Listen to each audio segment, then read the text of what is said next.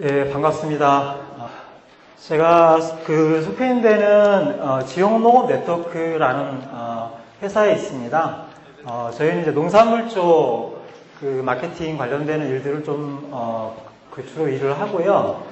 임산 쪽은 잘 이렇게 산지에서 여러분들과 같이 일을 많이 안 해봤는데 아마 이제 농산 쪽의 사례나 이런 것들을 조금 듣고 싶은 그 부분 때문에 이제 아마 저를 좀 불러주신 것 같습니다. 제가 오늘 말씀드릴 부분은 이제 여러분들이 생산하신 밤을 어떻게 하면 이제 돈으로 만들 것인가, 그렇죠?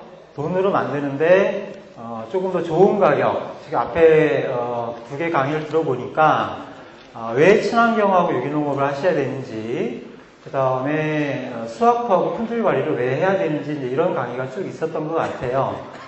근데 문제는 여러분들이 아무리 고품질 생산하시는 것도 중요하긴 한데 이 부분들을 어떻게 하면 시장에서 조금 더 여러분들이 고생하신 것만큼 유리한 가격에 반영할 거냐라고 하는 부분들입니다. 그래서 제가 하는 선에서 이제 여러분들하고 시장과 관련된 얘기를 좀 해볼까 합니다. 농업 관련된 얘기를 좀 몇 가지 좀 하고 시장 관련된 얘기를 좀 해보겠습니다. 한칠레 FTA가 몇 년도에 체결됐죠? 네? 네? 예, 꽤 오래됐습니다. 그렇죠? 꽤 오래돼서 이제 농업인분들께서 조금 이제 한칠레 개방의 영향이나 피해 부분에서 좀 벗어난가 싶었더니, 그렇죠? 이번에 미국하고 체결을 했습니다. 그렇죠? 미국하고 체결했는데 미국하고 한미 FTA 체결한 피해 규모가 얼마 정도 예상이 된다고 합니까? 농촌경제연구원에서 그 예상을 했거든요. 얼마 정도 예상이죠? 농업 부분의 피해가? 잘 모르세요? 12조 원 정도, 그렇죠? 향후에 지금 농업 총 생산액이 40조가 안 됩니다.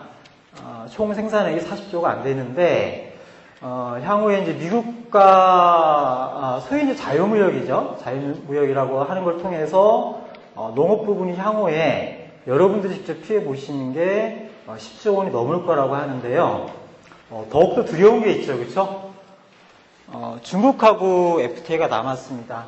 그렇죠? 올해 협상에 들어갔고요. 올해 이제 대선이 있기 때문에 각 진영에서 한미, 한중 FTA를 어떻게 할 건지 이제 계속 얘기를 하고 있는데 일부 후보는 투트랙으로 간다, 그렇죠? 농업 부분의 피해를 최소화하고 나머지 이제 국익적인 차원에서 유리한 부분들을 가져가겠다 이런 얘기들이 있는데 중국하고 협상하면 피해가 얼마 정도 될까요?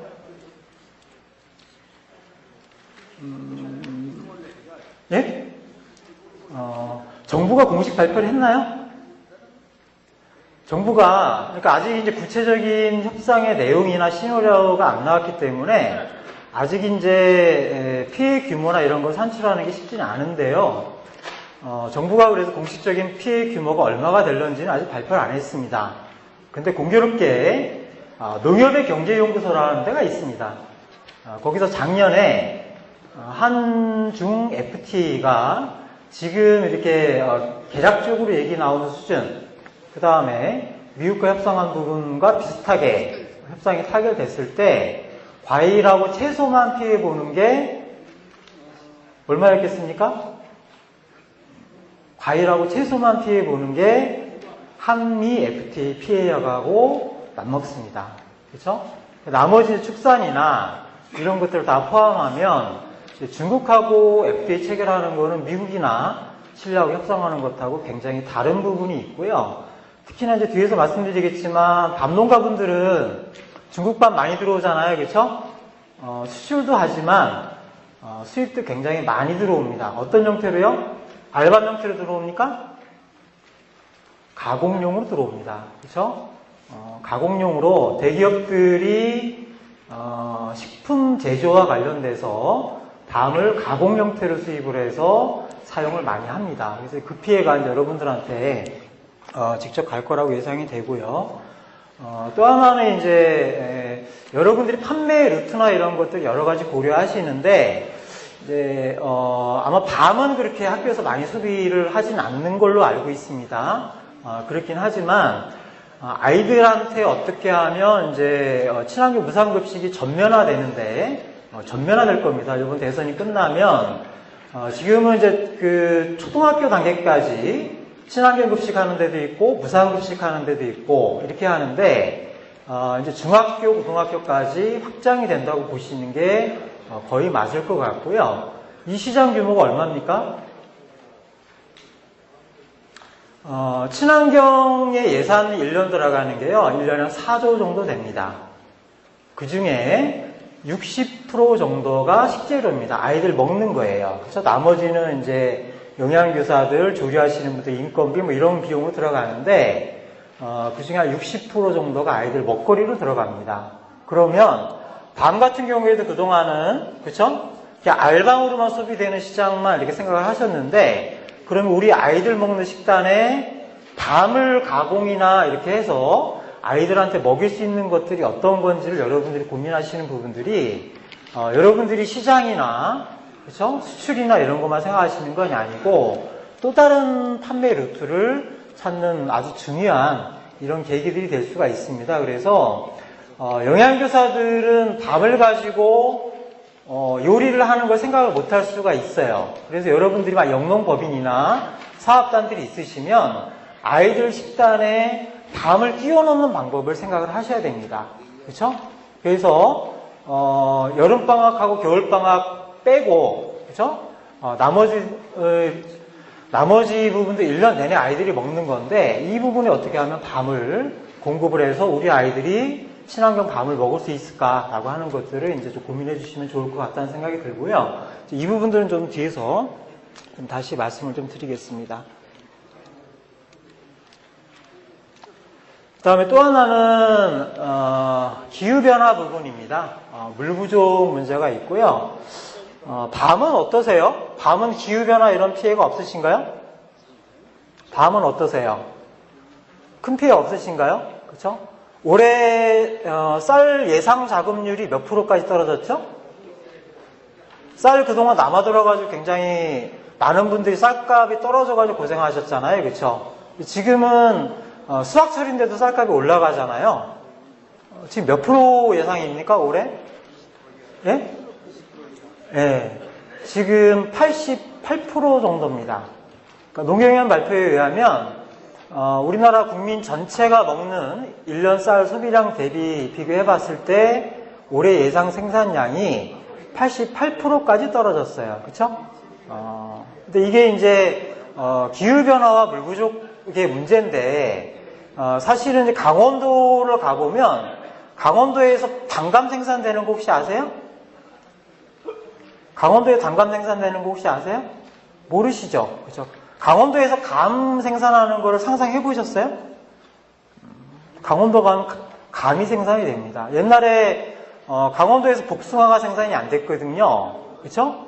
복숭아가 어느 순간부터 복숭아 나무를 그쪽 농업인들이 심으시더니 치악산 복숭아 물량이 어마어마하게 쏟아집니다. 그렇죠? 최근에 와서는 이제 감까지 강원도에서 수확이 됩니다. 그래서 이제 당장 나타나진 않을 수도 있는데 질병이라든지 품질이라든지 이런 부분에서 분명히 이제 영향을 미치는 부분들이 있기 때문에 산림연구원이나 농업 관련된 R&D를 연구하시는 부분들하고 전문가분들하고 상의하셔가지고 이 부분들을 어떻게 대비할 건지를 중장기적인 시각에서 농가 여러분들이 분명히 대비를 하셔야 될 겁니다. 그래서 이 부분들을 대비하지 않으면 이제 엄청난 좀 타격이 있는 부분들이 있고요. 또 하나 이제 국민들이 관심을 갖는 거는 이제 안전의 문제입니다. 여러분들도 이제 계속 친환경 밤을 생산하시려고 굉장히 노력을 많이 하시는데 이제는 이제 값싼 외국 농산물하고 경쟁을 하셔야 되고 그 다음에 소비자들 같은 경우에는 계속 가축 질병이나 그 다음에 급식 문제 뭐 이런 거 터지다 보니까 안전이라고 하는 것들을 최우선으로 가져갑니다. 이거는 대한민국만 그런 게 아니고요. 외국 소비자들도 동일합니다.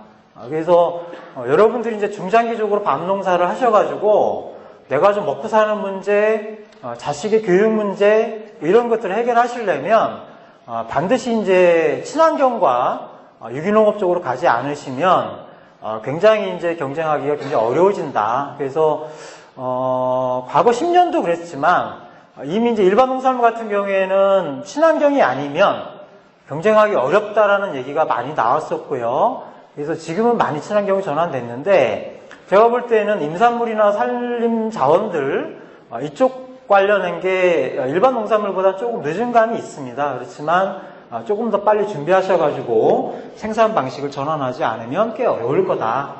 이제 이러한 시장의 상황을 전제로 해서 이제 본격적인 마케팅 관련되는 얘기를 한번 해보겠습니다. 여러분의 시장을 어떻게 보시는지 모르겠습니다. 그렇죠? 여기 지금 왼쪽에 있는 게 뭐죠? 예, 자이리틀이라고 하는 롯데 대기업에서 만든 껌입니다. 그렇죠? 오른쪽은 뭡니까? 배추입니다. 그렇죠? 왼쪽 껌 한 통 값이 얼마죠? 껌 한 통 가게에서 사면 얼마 주고 사세요? 예? 예? 껌 한 통 보통 500원입니다. 500원. 그쵸? 저 500원인데, 오른쪽은 배추예요. 그쵸? 2년 전인가요? 배추 한번 난리 났었죠? 그쵸? 배추 한 통에 얼마까지 갔습니까? 그때? 예? 얼마요? 예. 최대 높은 가격이 얼마까지 갔냐면 15,000원까지 갔습니다. 예. 근데 15,000원까지 갔을 때, 그때가 이제 조금 이 남쪽에 배추가 중단이 되고, 이제 고냉지 배추로 넘어가는 중간 단계였거든요. 그때, 강원도에서 배추 농사 하시는 분들 떼돈 버셨을까요? 예? 소비자는, 생산자는 소비자. 예. 그때, 이제, 저희도 전국적으로 컨설팅을 하다 보니까, 저희도 대관령이나 뭐 이쪽 부분 컨설팅 많이 합니다. 근데, 그 당시에 배추 농가들 말씀 들어보면, 돈 버신 분들 거의 없으세요. 그쵸? 왜 못 벌었을까요? 예. 그러니까 미리 이제 대부분 그 채소 종류 같은 경우에 밭대기예요. 그쵸? 그러니까 미리 파종할 때부터 상인들하고 다 해서 계약 단가 얼마 이렇게 해가지고 미리 계약되어 있는 게 다 있어가지고 사실은 가격이 저렇게 올라도 그 이득을 못 받고요. 또 하나는 아까 말씀드린 기후변화 이런 것들 때문에 작황이 굉장히 안 좋았어요. 그러니까 농업인 입장에서 사실 내가 평당 얼마를 버느냐가 중요한데 워낙 작황이 안 좋다 보니까 사실은 배추 한 통에 15,000원 해봤자, 그쵸? 내가 3,000평 농사를 짓든 1,000평 농사를 짓든 평당 내가 손에 쥐는 돈은 얼마 안 됐다는 겁니다. 그쵸? 근데 이제 제가 말씀드리고 싶은 건 여기서 여러분들이 보셔야 되는 거는 여기서 그 가격 변동이 있다는 게 중요한 게 아니고요. 껌 가격은 누가 결정합니까? 롯데껌 한 통에 500원 해야 된다. 그쵸? 우리가 보통 하찮은 물건값을 얘기할 때 껌값 이러시잖아요. 그쵸? 그 하찮은 껌값을 누가 결정합니까? 예? 여기서 생산자라면 누굽니까? 예, 롯데라는 대기업이 저 껌 500원을 결정을 합니다. 원재료는 얼마나 될까요? 껌 한 통에? 500원 안에는 어떤 비용이 다 들어가 있나요? 100원. 예? 100원도 안 될 겁니다. 그쵸? 저 안에는 이제 원재료비, 그쵸? 그 다음에 껌을 가공하는 가공비, 그 다음에 그 안에 들어가는 포장재비, 그쵸? 그 다음에 광고 많이 하잖아요. 그쵸? TV나 이런 데 광고 많이 하니까 광고비, 그쵸? 그 다음에 저 안에 들어가는 인건비, 예, 그 다음에 기업이니까, 그쵸? 주식회사니까 당연히 치워야 되는 뭐가 들어가죠? 마진, 그쵸? 대기업이 먹어야 되는 마진이 들어갑니다. 보통 대기업들이 몇 프로 마진 먹나요? 50%. 상품에 따라 좀 다르긴 한데요. 보통 30% 내외 정도의 마진을 먹습니다. 그쵸? 근데 이제 여러분들이 보셔야 되는 건 하찮은 껌값 500원을 롯데라는 대기업이 자기들 마진까지 다 챙겨가면서 결정을 하는데 오른쪽에 있는 배추값은 어떻게 가격 결정합니까? 여러분들이 가격 결정하세요? 여러분들이 생산하신 밤 가격을 여러분이 결정하십니까? 네? 누가 결정해요? 장사꾼들이 결정해요. 예? 그쵸? 왜 그럴까요? 껌값은 대기업이 결정하는데 왜 농산물은 농업인들이 결정을 못할까요? 생산자가 많으니까 그렇죠. 예, 맞습니다.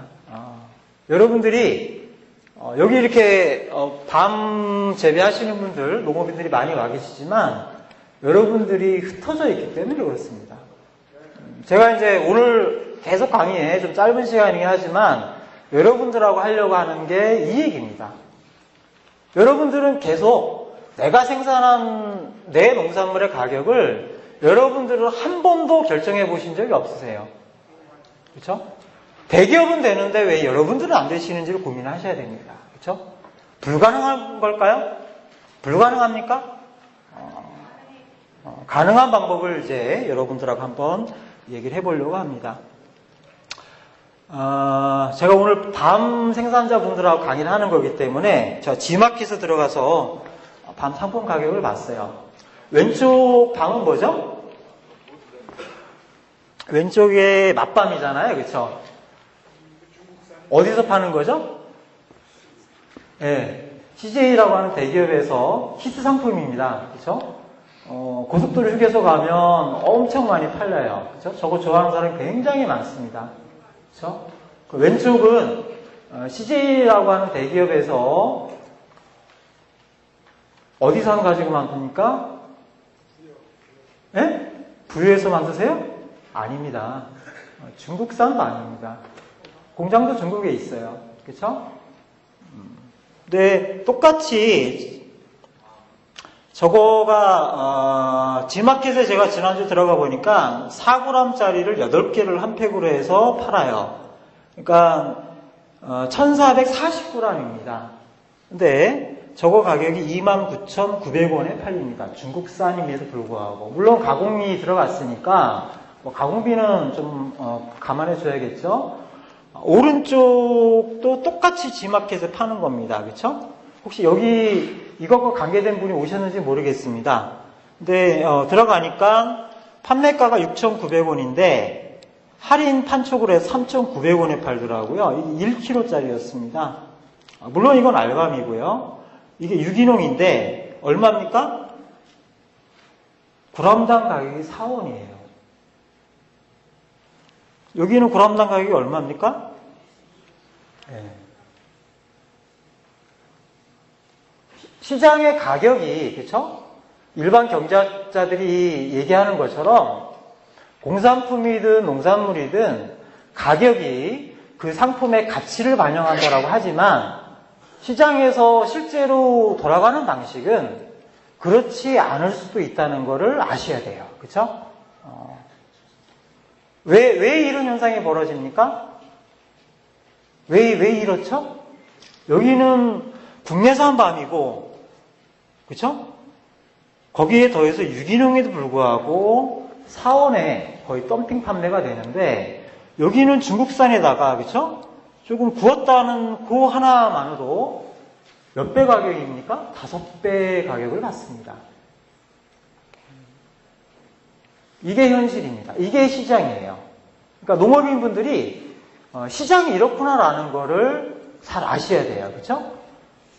더 많이 팔리는 거 뭡니까? 소비자한테 선택을 더 많이 받는 건 왼쪽이 더 선택을 많이 받나요? 오른쪽이 더 선택을 많이 받나요? 왼쪽을 더 많이 선호합니다. 소비자들이 굉장히 똑똑한 것 같죠? 합리적인 소비는 그렇게 많지 않습니다. 그렇게 많지 않습니다. 소비자들이 굉장히 시범 가지고 재는 것 같고 꼼꼼히 따져가지고 좋은 거 사려고 하는 것 같지만 소비자들의 선택이 항상 가치를 반영해서 사는 건 아닙니다. 그렇죠? 이게 마케팅일 수 있습니다. 이게 올바른 마케팅은 아닙니다. 올바른 건 아니지만 여러분들이 시장이 이렇다라고 하는 걸 이해를 못하시면 여러분들이 생산하신 밤을 아무리 애써서 좋은 걸 생산하셔서 시장에 출하하시더라도 좋은 가격을 받지 못한다. 이 비밀을 여러분들이 아셔야 됩니다. 그렇죠?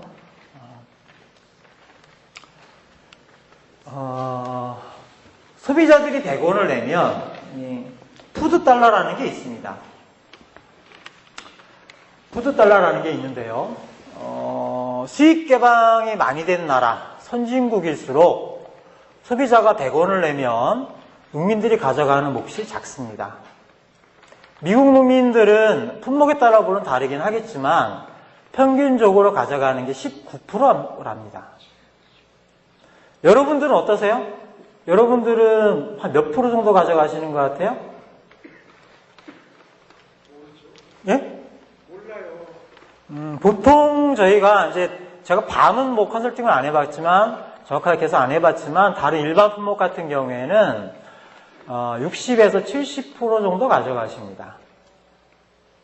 유럽 농가들도 50%가 넘지 않아요. 물론 유럽이나 미국 같은 경우에는 가공이나 이런 과정들이 이제 일부 들어가는 거가 있기 때문에 이제 유통 비용이 사실 늘어나는 측면들이 있긴 하는데 불구하고 여전히 50% 이상 가져가지 못한다는 겁니다. 며칠 전 최저는 20%밖에 안 돼요. 예, 맞습니다. 예. 신문에 20%. 예. 그러니까 이제 여러분들이 싸우셔야 되는 거는 여러분들이 생각하셔야 되는 건 이겁니다. 소비자한테 100원을 지불했을 때, 그렇죠? 내가 몇 프로를 가져갈 거냐, 그렇죠? 중간 상인들한테 뺏기지 않고 내가 가져갈 수 있는 게 19원인지 60원인지 70원인지라고 하는 거를 고민하지 않으시면 시장에 살아남기 점점 어려운 구조가 된다는 겁니다. 여러분들은 지금까지 굉장히 어려운 싸움을 하셨어요. 왜 어려운 싸움 하셨습니까? 혼자 싸웠기 때문에 어려운 싸움을 하신 거예요. 혼자 싸웠기 때문에 여러분들이 시장에서 여러분들이 생산한 밤 가격을 결정하지 못하신 겁니다. 그렇죠? 미국 농민들이 왜 19%밖에 못 받는 이유가 딱 있어요. 그림이 굉장히 복잡하죠? 이 많은 브랜드가 미국 소비자들이 구매를 하는 브랜드입니다. 근데 저 수많은 브랜드가 딱 10개 다국적 기업이 모두 생산하는 겁니다. 놀랍지 않습니까? 우리는 미국과 다를까요? 우리도 비슷합니다. 그렇죠? 삼성이나 LG가 생산하는 핸드폰 말고 다른 핸드폰이 또 있나요? 아이폰, 그렇죠? 수입되는 거잖아요. 그렇죠? 삼성하고 LG 핸드폰 빼고 여러분이 선택할 수 있는 권한이 있나요? 여러분들이 생산하신 밤을 이마트나 롯데마트나 삼성데스코나 GS 납품하는 거 빼고 여러분들한테 또 출하할 때가 또 있나요? 없습니다. 생산자든 소비자든 선택의 폭이 좁아지면 좁아질수록 앞에서 말씀드린 것처럼 여러분들이 여러분 가격을 결정할 기회는 점점 적어진다. 왜? 이쪽은 돈도 있습니다. 자본도 있어요. 그렇죠? 시설도 있고 판매망도 있고 다 있습니다. 그러니까 이런 쪽하고 싸우려면 여러분들 개별적인 힘만 가지고는 굉장히 어려운 싸움이 될 수밖에 없는 겁니다. 시장이 이렇다는 거를 여러분들이 조금 이해를 좀 하셔야 될 것 같고요. 근데 우리의 현실은 이렇습니다. 이게 조금 멀리 있어서 이제 잘 보이진 않지만 제가 이제 가락시장 가서 새벽 가서 찍은 사진인데요. 똑같이 안성에서 생산되는 포도입니다. 그렇죠? 왼쪽과 오른쪽의 차이는 뭐냐면 왼쪽은 안성에서 생산하시는 개별 농가가 개인 이름을 박스에 찍어서 내신 거예요. 오른쪽은 개인 농가 이름이 들어가 있지 않아요. 같이 50농가, 100농가가 단일한 브랜드로 해서 시장에 출하한 겁니다. 근데 대한민국의 시장 출하 구조는 왼쪽이 많습니까? 오른쪽이 많습니까? 아직도 왼쪽입니다. 밤도 그러신가요? 밤은 그래도 영농법인 이런 거 좀 많지 않으신가요? 마찬가지예요. 마찬가지인가요? 네. 왼쪽입니다. 왼쪽. 왼쪽이 많으니까 질 수밖에 없어요. 왜 집니까? 똑같이 한번 생각을 한번 해보세요. 단순하게 안성의 포도농가가 10농가예요. 그렇죠? 10농가가 왼쪽같이 다 개별 이름 10분이 동일한 포장재인데 본인 이름을 각자 내요. 10분이. 그렇죠? 그리고 경락가가 몇 개가 나옵니까? 똑같이 특이라고 그러면.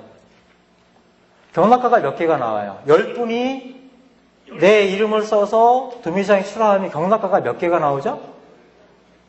10개가 나옵니다. 그쵸? 근데 동일하게 10분이, 그쵸? 한 농가당 10박스씩 생산하신다고 해서 100박스를 이렇게 이렇게 해서 같은 이름으로 내요. 경락가가 몇 가지입니까? 예? 한 가지밖에 없죠. 그쵸? 100박스를 경매사가 가격을 매길 때 똑같이 안성에서 올라온 이렇게 했는데 1번부터 10번 박스까지는 뭐 10,000원, 11번부터 20번까지는 11,000원 이렇게 경매를 매길 수 있어요? 없어요? 못 매기는 겁니다. 그쵸? 그러면 열농가가 10박스씩 내가지고 10가지 가격을 받는 것하고 열농가가 100박스를 한 개의 가격을 받는 것하고 어떤 게 더 유리하겠습니까? 후자가 유리합니다. 그쵸? 근데 맨 처음에 경매사들이 후려칩니다. 그쵸? 그래서 대부분 이제 사업을 같이 하시다 보면 일주일을 못 견뎌요. 그러니까 대한민국 농업인들이 정말 죄송스러운 말씀인데 좀 끈기가 약하세요. 그래서 시장에 이제 저렇게 출하하면 사실 상인들이 먹고 사는 구조는 이 안에서 기리폭이라고 하는 게 있거든요.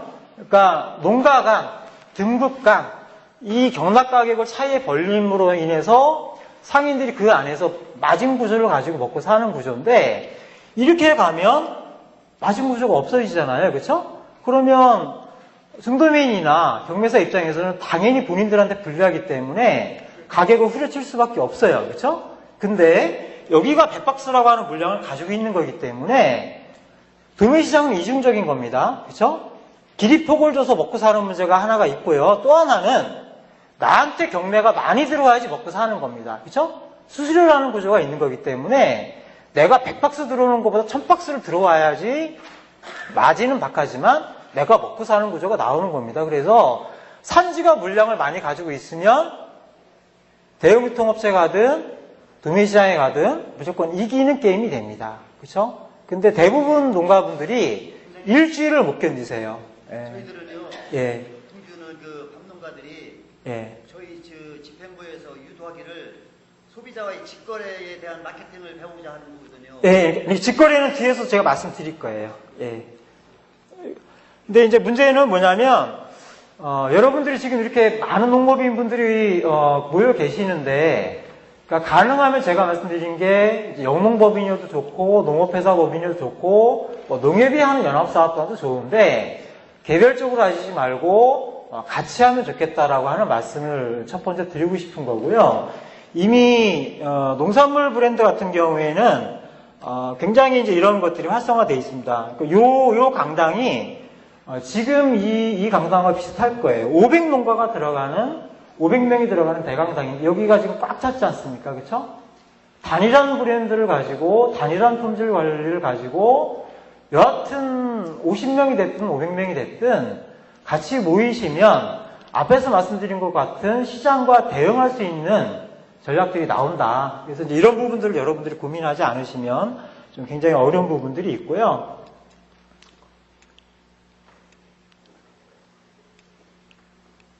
근데 이제, 뭐, 그렇습니다. 저희가 이제 계속 지역 가서 말씀드리는 거는 시장 교섭력이라고 하는 것들은 어쨌든 농가들이 모여서 많은 물량을 가지고, 그다음 앞에 이제 박사님께서 말씀하신 것처럼 품질 관리를 같이 하는 방식으로 하면 시장 대응력이 분명히 높아지는 건 아는데 귀찮으신 거예요. 그쵸? 내가 얼마나 더 농사 짓는다고, 그쵸? 내가 밥 농사 져서 얼마나 더 번다고 그 복잡하고 이런 것들을 하느냐 이렇게 생각하시는 경우가 많은데 그런 부분들을 포기하지 않고 같이 할 수 있는 것들을 좀 찾았으면 좋겠다라고 하는 생각들이 있는 거고요. 시장은 지금 크게 보면 물론 이제 밤은 좀 다를 수 있는데 두 가지입니다. 여기 이제 소위 말하는 대기업의 대형 유통 매장이 있고 도매시장이라고 하는 게 있습니다. 여러분들이 밤농사를 계속 지으시려면 어느 시장으로 가셔야 됩니까? 시장 한가보다 직거래를 저희들 유도하는 거예요, 지금. 예. 그 직거래도 중요한 시장입니다. 예. 근데 직거래만 가지고 모르겠어요. 밤은 좀 이게 직거래가 조금 더 유리하신 품목인 거 분명한 것 같습니다. 이제 그렇긴 한데 여하튼 시장은 이제 뒤에서 좀 말씀드리겠지만 굉장히 세분화되어 있어요. 근데 시장 크게 보면 도매라고 하는 게 있는 거고 대기업 소매 유통이라는 게 있습니다. 그 두 개 시장 중에서 여러분들은 어느 쪽을 선택하시는 게 유리하실 것 같으세요? 직거래가 맞나요? 직거래가 맞나요? 직거래가 가지고 있는 장점과 단점은 뭡니까? 장기적으로 계약만 된다면 예. 대형 마트나 이런 데하고 거래하는 게 좋죠. 예. 그러니까 제가 말씀드리고 싶은 건 뭐냐면요. 제가 다른 데 교육 가면 이 질문을 많이 드려요. 그러니까 일반 농산물 같은 경우에 대기업 이마트에 여러분들 생산하신 농산물을 까는 게 여러분들 10년 후까지 농사를 짓는 방법입니까? 그렇지 않으면 도매시장의 경매사들 계속 막걸리 받아주면서 그쪽에 출하하는 게 여러분 사시는 방법입니까? 물어보면 대부분 분들이 대기업 유통매장에 까셔야 된다고 말씀을 하세요. 그게 정답입니까? 그게 정답 아닙니다. 시장은 올인하시면 안 돼요. 무슨 말씀인지 알겠어요? 제가 말씀드리고 싶은 거는 이마트가 좋아요. 이마트가 좋고 이런데 어느 한 시장에 여러분들이 생산하신 농산물을 밤을 올인하시면 안 된다고요. 왜 올인하면 안 됩니까? 대기업 이마트나 롯데마트는 여러분들보다 조금 더 품질이 좋고 여러분들보다 조금 더 가격을 낮게 주는 데가 있으면 인간적인 관계 때문에 계속 거래할까요? 바이어들이 그렇게 거래합니까? 그렇지 않습니다. 그래서 여러분들은 밤을 생산하실 때 직거래 좋아요. 제가 볼 때 직거래 분명히 중요한 시장인데요. 직거래도 좋고 가공도 좋고 식자재도 마찬가지고 가능한 한 여러 시장을 만드셔야지 여러분들이 장기적으로 살아남으신다. 그 말씀을 드리고 싶은 겁니다. 그래서 어느 한 대기업이나 어느 한 시장에 올인하시면 굉장히 어려운 구조로 갈 수 있다는 거고요. 그 다음에 이제 정부 정책도 지금까지는 농업인들이 한칠레 FTA도 마찬가지고 우루과이 라운드 때도 마찬가지였고 지금까지는 농가 개인이 잘하시면 그렇죠? 개인이 유기농업을 하시겠다라고 하면 고품질 생산 기반 시설부터 해서 냉장시설, 유통시설, 창고 이런 거 다 지어줬습니다. 지금은 그런 지원이 있나요? 중앙정부 농식품부 예산 중에 개별 농가 단위로 지원 받으신 분 있으세요? 최근 5년 동안? 지자체에서 주는 거 말고요. 없습니다.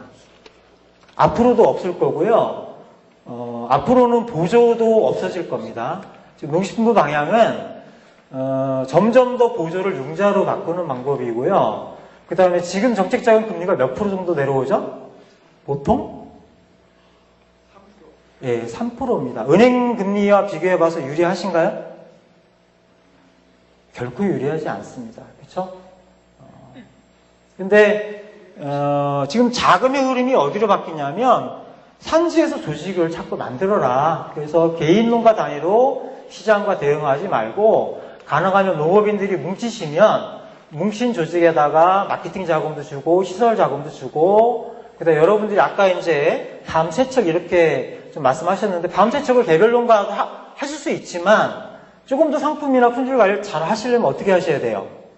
여러분들이 생산한 밤을 한 곳에 모아서 한 곳에서 하시는 게 훨씬 더 유리하겠죠, 그렇죠? 그러니까 그런 시설이나 이런 게 필요할 때 정부는 개별 단위로 지원하지는 않는다는 겁니다. 그래서 이런 정책들을 좀 보시고 대응을 하시는 부분들이 좀 필요한 부분들이 있고요. 이제 밤 얘기를 좀 해보겠습니다. 제가 이제 강의 오기 전에 쭉 데이터를 보니까 밤 생산이 7만 톤이 좀 안 돼요. 맞나요? 6만 8천 톤입니다. 연간 생산되는 게 이게 정부 자료입니다. 맞나요?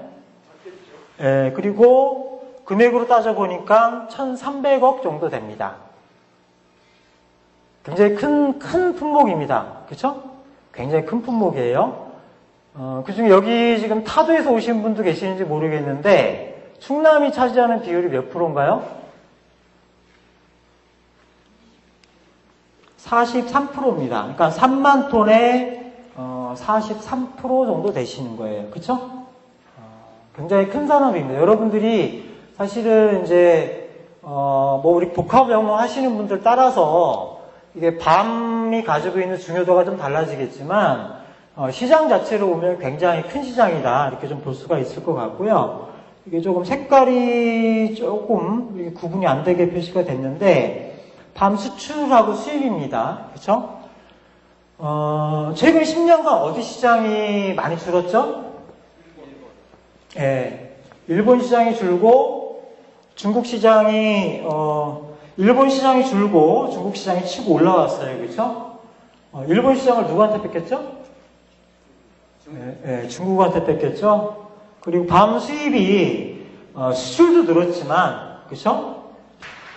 중국에서 수입되는 밤의 양도 굉장히 많이 늘었다. 그래서 여하튼 여러분들 입장에서는 중국 밤과 어떻게 경쟁할 거냐 이게 이제 굉장히 중요한 거고요. 또 하나 이제 시장을 보실 때 여러분들이 지금 수출이 한 21% 10년 전보다 한 21% 줄었어요. 근데 여러분 수출하시는 밤은 어떻게 수출하세요? 생밤인가요? 가공밤인가요? 생밤입니다. 그렇죠? 탈각을 하든 탈각을 안 하든 여러분 밤은 대부분 다 생밤, 그렇죠? 생밤 형태로 하는데 수입은 어떻게 오나요? 가공밤이 최근 10년간 3.3배가 늘었습니다. 그렇죠? 그러니까 여러분들 보실 때는 직거래해서 내수를 챙기는 부분하고 수출을 해서 물건을 빼는 부분도 중요한데 또 하나는 분명히 국내에도 밤 수요가 있다는 거거든요. 특히 무슨 수요가 있는 거예요? 밤 식품 쪽에 수요가 있는 겁니다. 단가가 낮기 때문에 지금 수입을 해서 들어오는 건데 이 시장 부분을 어떻게 하면 국내산 밤으로 전환할 것인가라고 하는 것들을 고민해 볼 필요가 있다는 겁니다. 그래서 이제 제가 좀 시간이 길진 않기 때문에 여러분들하고 이제 어떤 일을 좀 해야 될 건지라고 하는 것들을 이제 결론을 좀 보고자 합니다. 제가 20분 정도 남았는데요. 이 그림을 보시면 이런 겁니다. 시장에 살 사람들은 많지 않아요. 그렇죠? 산지 상인이 됐든 뭐 바이어가 됐든 뭐 중도메인이 됐든 여러분들의 생산하신 밤을 살 사람들은 많지 않습니다. 근데 여러분들은 어떠세요? 파실 분들은 굉장히 많죠. 그렇죠? 왼쪽은 다 개별적으로 파시는 거예요. 그렇죠? 농협을 통해서 영농법인 통해서 파시는 분도 있겠지만 여하튼 개별적으로 시장과 대응하는 것과 그렇지 않고 내가 생산한 밤을 모아서 하나의 조직이 시장과 가격과 물량을 거래하는 조건을 비교해 봤을 때 어느 쪽이 더 가격 결정력, 아까 말씀드렸죠? 가격 결정력 부분에서 유리하겠습니까? 그렇죠. 오른쪽입니다. 그렇죠? 네, 오른쪽입니다. 왜냐하면 칼자루를 이 구조에서는 칼자루를 누가 쥐고 있어요? 시장이 쥐고 있는 겁니다. 시장이 쥐고 있기 때문에 아까 말씀드린 것처럼 껌값과 배추값을 결정할 때 똑같이 대기업들은 칼자루를 자기가 쥐고 있는 거기 때문에 왜? 대기업들이 왜 칼자루를 자기가 쥐고 있습니까?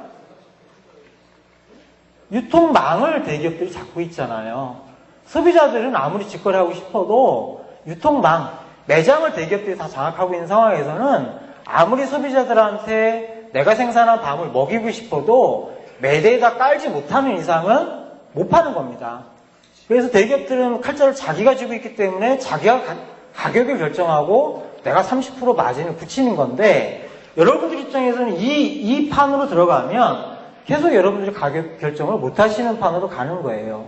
그래서 여하튼 여러분들이 규모는 다르겠지만 지역 단위에서 함께 팔 수 있는 방법을 반드시 고민을 해보셔야 된다는 거고요.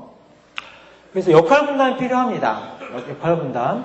농업인들은 생산하시는 거고 마케팅 조직은 상품화, 품질 관리, 그 다음에 시장에서 효율적인 홍보 마케팅을 해서 좋은 가격을 받는 이 역할들을 분명히 하셔야 된다라고 하는 것들을 좀 말씀드리고 싶고요.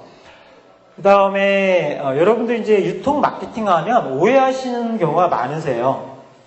대부분 지자체 이제 공동 브랜드 개발해가지고 공주시도 그 지자체 공동 브랜드가 있죠, 그렇죠? 이름이 뭐죠? 그쪽 고만나루죠. 그래서 마케팅을 굉장히 오해하시는 게 뭐냐면 지자체가 조례를 만들고 그렇죠? 브랜드 개발하고 조례를 만들고 이 브랜드 홍보하려니까 예산을 투여해가지고 방송에 몇 번 때리고 이게 이제 홍보 마케팅으로 생각을 하세요. 근데 유통 마케팅이라고 하는 거는 생산에서부터 시작하는 겁니다. 생산에서 품질 관리가 안 되면 아무리 홍보를 잘해도 이게 농산물 품질이 안 좋은데 좋은 가격을 받을 수가 없는 거예요. 그렇죠? 그래서 유통 마케팅이라고 하는 거는 농가가 딱 출하고 난 다음부터 이루어지는 것이 아니고 농가에서부터 생산의 품질 관리를 하고 그 다음에 밤 같은 경우에도 뭐죠? 아까 품목 얘기하시고 품질 관리 얘기하셨잖아요. 그렇죠? 그리고 장기 저장이 필요한 품목이잖아요. 그렇죠? 그런 수확과 관리나 이런 것들이 굉장히 중요한 품목인데 그러한 역할들을 어쨌든 시설을 갖춰서 누군가 해야 되는 거고, 그렇죠? 그 안에서 연중 판매할 수 있는 구조를 만드는 게 이게 유통 마케팅입니다. 그렇죠? 그러니까 이거는 농가의 책임도 아니고 어느 사업을 같이 하는 사업 조직의 책임도 아니에요. 같이 책임을 지는 구조다. 대부분 이제 농가분들하고 얘기해보면 영농법인 형태든 농협이 됐든 단가가 안 나오면 막 그 담당 직원을 조져요. 그렇죠? 속된 말로 얘기하면. 근데 그렇지 않다는 겁니다. 그래서 함께 책임을 지고 함께 할 수 있는 마음이 있을 때 효율적인 유통 마케팅이나 이런 것들이 이루어진다라고 하는 거고요. 그 다음에 함께 하려면 마음이 맞으셔야 되잖아요. 그렇죠? 그래서 농가분들이 어떻게 의사결정을 하실 건지 그 안에서 고품질 생산을 어떻게 하실 건지 그 다음에 지역에 보면 농사를 잘 지으시는 분과 품질 수준이 떨어지는 분들이 있으세요. 그러면 리더 농가분들이 조금 재배 기술이나 이런 부분에 떨어지는 부분들을 어떻게 이끌어서 이분들을 위에 상위로 올라설 수 있도록 지도하고 지원해 줄 수 있는 건지라고 하는 것들을 농가 스스로 내부에서 만들어야 된다는 겁니다. 그래서 너하고 나하고 같은 작목반에 있는데 너는 너대로 따로 하고 나는 나대로 따로 농사 짓는다 이런 게 아니고 잘하시는 분이 그렇죠? 사업을 같이 한다는 거는 잘하시는 분이 조금 이렇게 재배 수준이나 이런 거 낮으신 분들을 적극적으로 손을 잡아서 이끌어 주실 수 있으셔야 돼요. 이럴 때 이게 같은 브랜드를 하는 거고 같이 사업을 하는 구조가 되는 겁니다. 근데 저희는 되게 아쉬운 게 작업반은 같이 하시는데 그렇죠? 농사 짓는 재배 기술 공유는 같이 안 하시는 경우가 굉장히 많으세요. 그래서 그 본인이 가지고 있는 노하우나 핵심 기술들을 속된 말로 좀 까야 됩니다. 까고 공유하는 체계가 돼야지 여러분들이 함께 갈 수 있다는 거고요. 그 다음에 지자체 협력입니다. 지자체 도움이 왜 필요합니까? 지자체 도움은 왜 필요합니까? 여러분들이 사업 같이 하시면 수수료를 몇 프로 정도 내실 용의가 있으세요? 한 5% 거두면 마케팅 조직의 인건비, 그다음 홍보 비용 이렇게 쓰라고 한 5% 정도 거두면 용인해 주실 수 있으세요? 내가 출하한 가격이 100원이에요. 그렇죠? 100원인데 거기서 5원을 떼는 걸 5원을 떼는 걸 용납하실 수 있으시겠어요? 우리가 밤 가공 시설이 필요해요. 그렇죠? 밤 저온 저장고도 필요하고 창고도 필요하고 선별 기계도 필요해요. 그래서 여러분들 한 10만 원씩 거두려고 해요. 10만 원씩 내시겠습니까? 여러분들이 쉽지 않으실 거예요. 그렇죠? 여러분들이 친목계를 해서 회비 한 달에 한 3만 원, 5만 원 내시는 거 잘 내시는데 여러분이 생산하신 농산물을 잘 팔아보겠다고 시설을 투자하거나 홍보 마케팅 비용을 내라고 여러분들 이렇게 말씀드릴 때 선뜻 내셔야 된다 이렇게 말씀하시는 분들이 아쉽지만 많지는 않습니다. 그렇죠? 그래서 지자체 도움이 필요합니다. 그래서 사실은 농산물이 아까 1,300억 이렇게 돼 있지만 중국으로 산지되어 있기 때문에 여러분들 주머니에서 시설 자금, 홍보 마케팅 비용 이런 걸 다 걷어서 쓰기는 한국 농업의 현실에서 굉장히 어려운 측면들이 많습니다. 그래서 여하튼 이제 그런 데 필요한 자금들을 지자체하고 좀 함께 할 수 있는 이제 이런 노력들을 여러분들이 좀 만드시는 노력들이 필요하고요.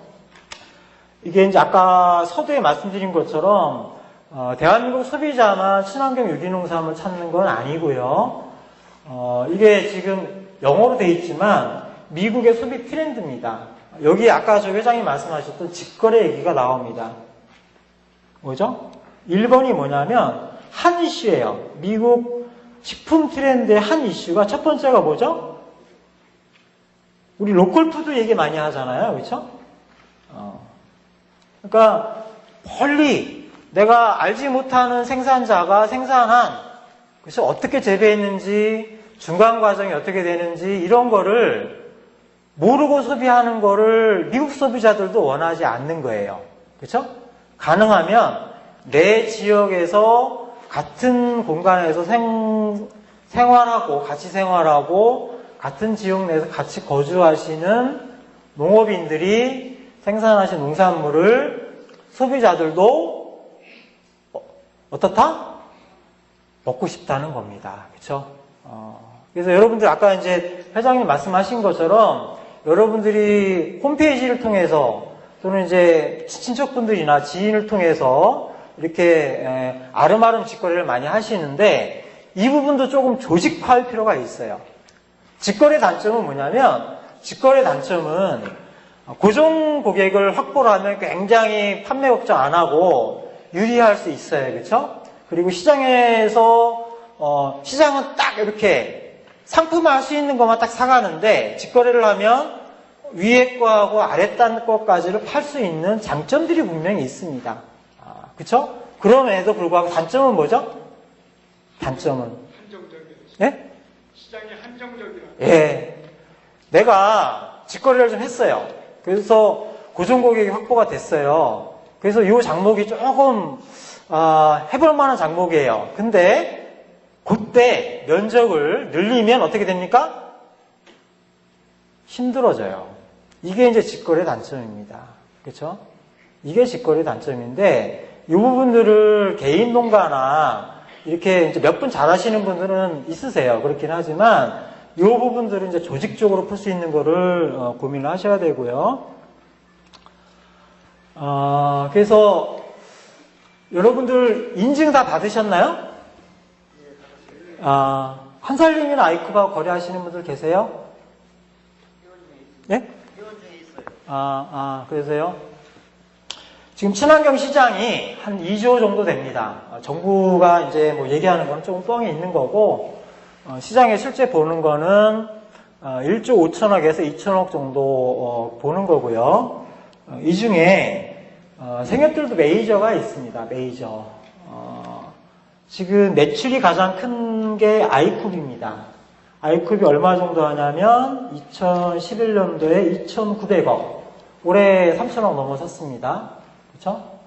그리고 한살림이 한 2,000억 정도 합니다. 그래서 한살림, 아이쿱, 두레, 민우에 이렇게 해서 좀 큰 데 생협만 따지면 한 6,000억 정도 돼요. 여기 회원수 소비자 조합원들 회원수가 한살림이 한 30만, 아이쿱이 한 15만 정도 됩니다. 그래서 여러분들이 친환경을 가지고 아까 우리 회장님 지적하신 것처럼 도매시장에 들어가도 후려치기 당하고, 그렇죠? 대기업 납품하는 거는 만만치 않고 상품화 해가지고 소포장 해가지고 다 들어밀지 않으면 바이오가 구매를 안 해주는 부분 때문에 굉장히 어려운 부분들이 있습니다. 그래서 여하튼 여러분들이 유기농이 됐든 뭐 친환경이 됐든 인증을 받으시면 아까 학교고식 말씀드렸지만 한살림을 어떻게, 아이컵을 어떻게, 두레 쪽을 어떻게 하실 건지를 좀 고민하셔야 되고요. 그 다음에 이쪽도 굉장히 규모화가 돼 있는 겁니다. 생협 직거래 시장 치고는 3천억, 2천억 이렇게 가는 거는 사실 굉장히 큰 거거든요. 그러려면 여러분들이 물건이 일단 많아야 되고요. 그렇죠? 한살림이나 아이컵 생협 매장이 전국에 130개 전문 매장이 있는데 그 물류센터가 또 있어요. 한살림 지금 안성에 한 340억 들어서 물류센터를 짓고 있는데 여러분들이 물류 문제 부분들을 어떻게 해결해 줄 건지, 연중 공급하는 문제 이 부분들을 어떻게 할 건지, 그 다음에 뭘 해야죠? 유기농이니까 검사하셔야 되죠. 능력 검사. 그렇죠? 검사를 여러분들이 산지에서 어떻게 하실 건지 이 부분들을 해결 안 하시면 여기 납품하고 싶어도 어려우세요. 근데 그거는 개인 농가들이 하실 수 없는 거예요. 그렇죠? 그래서 여러분들이 여하튼 유기농을 생산하는 것도 중요한데 저런 생협조직이 받을 수 있는 조건들을 만드는 거는 한살림이나 아이컵이 만들어주지 않거든요. 그렇죠? 그러니까 여러분들이 지자체 도움을 받든 여러분들 스스로가 만드시든 이 구조를 만들어야 된다. 그래서 제가 볼 때는 아까 우리 회장님께서 말씀하신 직거래가 여러분들이 팩스나 홈페이지나 이런 것만 말씀하시진 않았다고 생각을 합니다. 그래서 조금 더 큰 시장을 접근하려면 여하튼 생협과 어떻게 거래를 하실 건지를 반드시 준비하지 않으시면 굉장히 이제 어려운 부분들이 있고요. 여기 계시는 분들 수출하시나요? 수출에 쪽에 물건 되시는 분들 있으세요? 밤?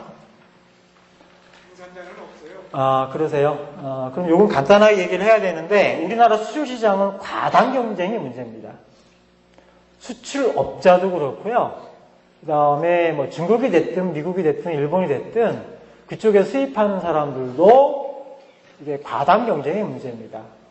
그래서 수출의 문제는 밤뿐만 아니고 다른 품목도 마찬가지인데 수출 창구를 아까 말씀드렸죠? 국내 유통하고 똑같은 거예요. 수출 창구를 어떻게 단일화하느냐 이게 굉장히 중요한 거고요. 제가 밤 검색해보니까 2008년도에 수출협의회 지금도 가동 중이신가요?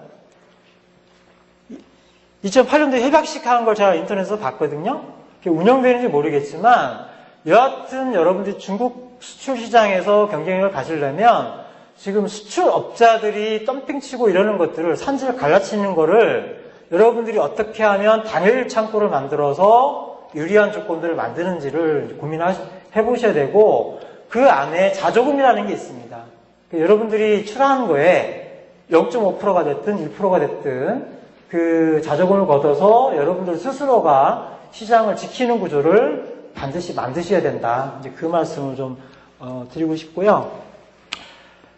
이제 거의 마무리되는데 상품화가 중요합니다. 밤은 특히나 제가 볼 때는 저도 1년에 밤 거의 안 먹거든요.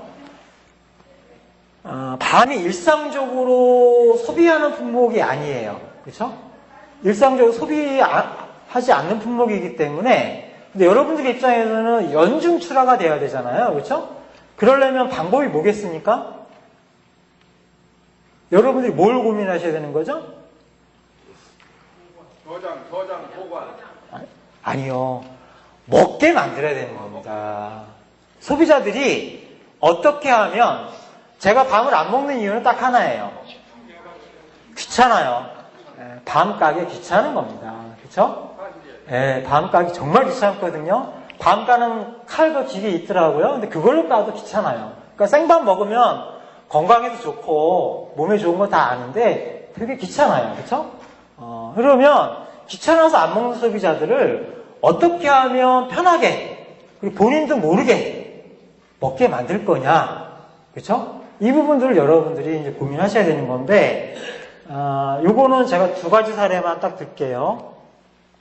여러분들이 생각하시는 거는 시장이 굉장히 다변화되어 있습니다. 다변화되어 있고요. 그 각 시장에서 원하는 제품의 종류와 단가와 품질이 다 틀려요. 근데 이 부분들을 우리는 하나만 봅니다.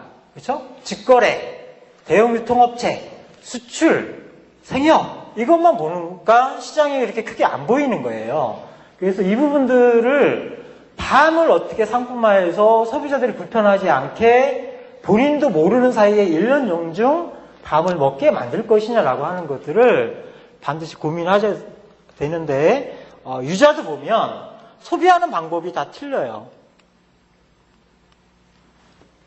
이렇게 공장에서 이렇게 유자를 그냥, 요즘 유자차 많이 먹잖아요. 겨울 되니까.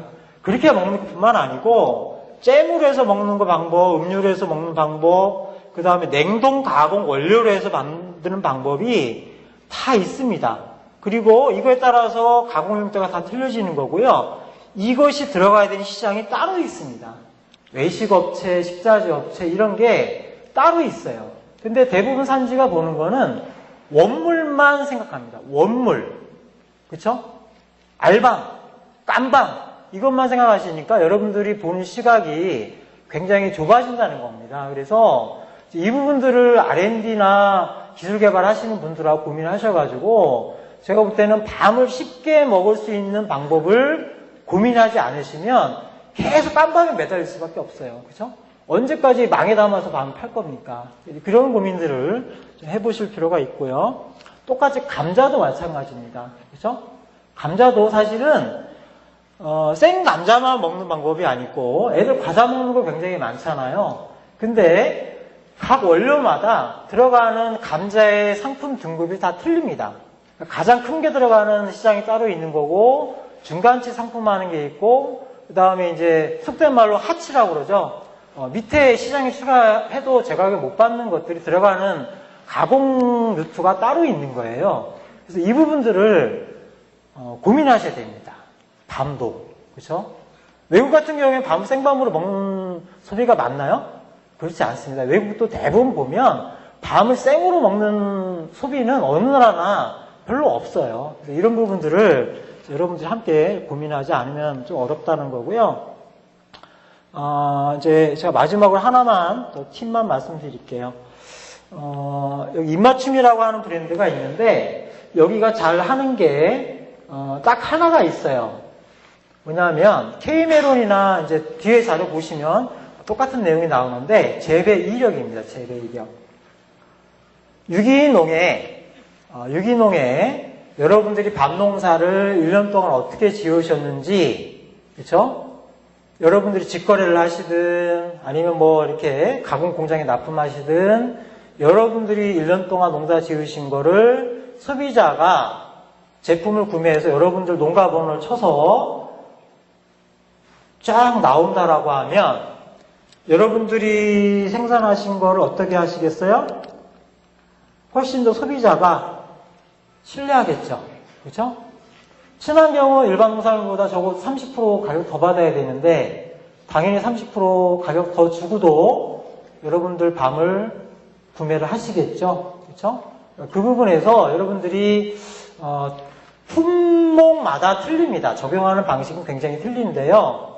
요거를 한번 고민해 보시면 좋지 않을까 생각을 해요. 그래서 이미 여기 입맞춤이라고 하는 데서도 농가 이력 번호를 홈페이지 들어가 치면 이렇게 1년 동안 농사 지으신 게 쫙 뜨고 농가 사진하고 이분이 어디서 농사 지으시는지 이걸 다 볼 수가 있어요. 아까 말씀드렸죠? 소비자들은 로컬 푸드를 원하는 거예요.